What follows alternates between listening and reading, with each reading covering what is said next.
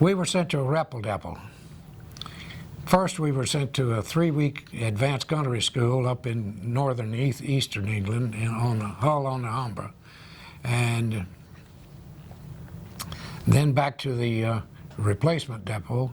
And the 8th Air Force and the 9th Air Force had this big board, just like a stock brokerage firm, you know, on the wall. With it had the list of all the groups and the number of replacements. 8th Air Force or 9th Air Force, they wanted P-47 pilots, P-51 pilots, and P-38 pilots.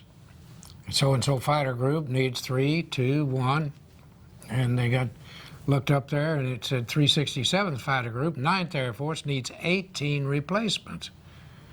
And so there were about 100 of us that had been all through training together, and there were some guys we wanted to fly with, some we didn't want to fly. They were dangerous.